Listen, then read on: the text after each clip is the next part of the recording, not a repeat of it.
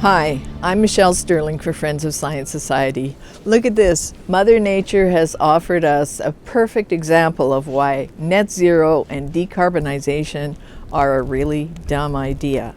The whole idea of net zero and decarbonization is that rather than using fossil fuels like oil, gas, and coal to warm our homes and power our society, we would move to electricity instead.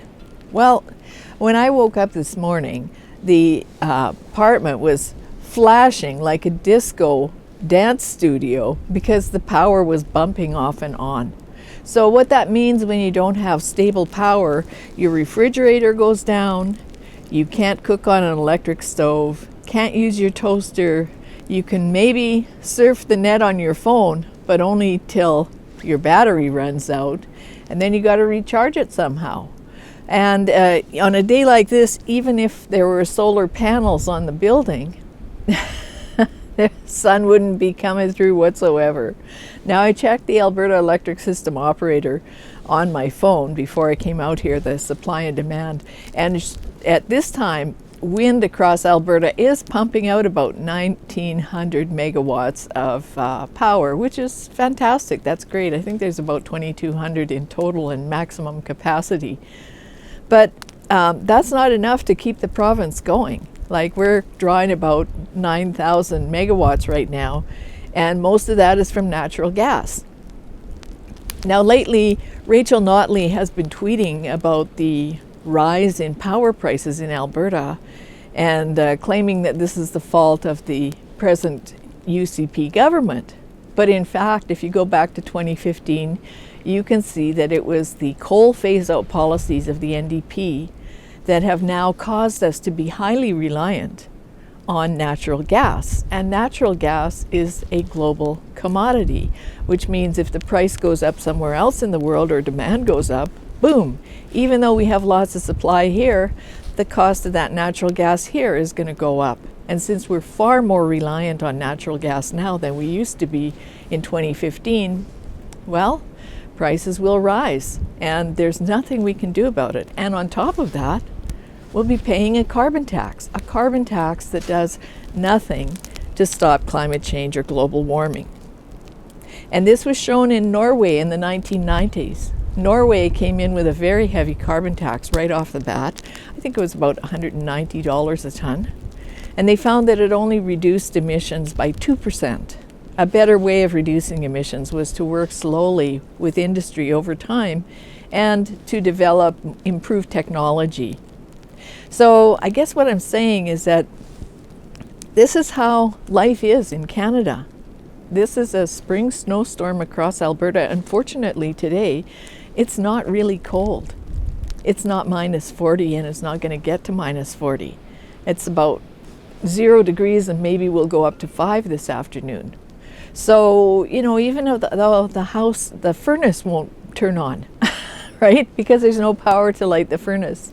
You know, some of the things that I'm telling you, these are things that farm kids, like I grew up in a farmhouse. So, you know, if you grew up on a farm, you know that you got to be prepared for the eventuality that the power will go out. You got to have flashlights all over the house, matches and candles in certain locations, strategic locations, just in case. You got to have blankets, and you got to have some water on standby, because if you can't turn on the pump, you can't pump water, right? But people in the city don't know anything about this. So they will be at the mercy of the electrical grid if we move to this decarbonization net zero thing. Like, imagine living in a nice apartment block on, I don't know, the 10th floor, and you have no power. And you have no power, not for an hour, for a couple of days. What are you going to do? If you're fit, you know, you can go up and down the stairs, no problem. But if you're an older person or disabled in some way, you're going to be in trouble. You're going to be locked in there with no chance of getting out unless somebody helps you down those stairs.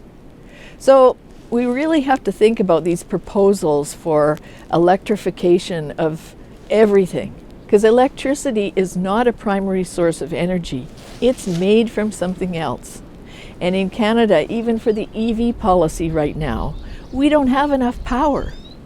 Just about a month ago, Parker Gallant wrote that Quebec, with its massive hydro resources, had actually been backed up by the natural gas power from Ontario. It didn't have enough power generation in the middle of winter. So if we electrify everything, meaning all home heating becomes electrified, your cars become electrified, everything in the house runs from electricity, we will need thousands and thousands more megawatts of power generation. And that takes decades to build, and billions or trillions of dollars in finance. And that money is not going to pour into Canada, where our present climate policies are really based on the whim of this minister or that minister.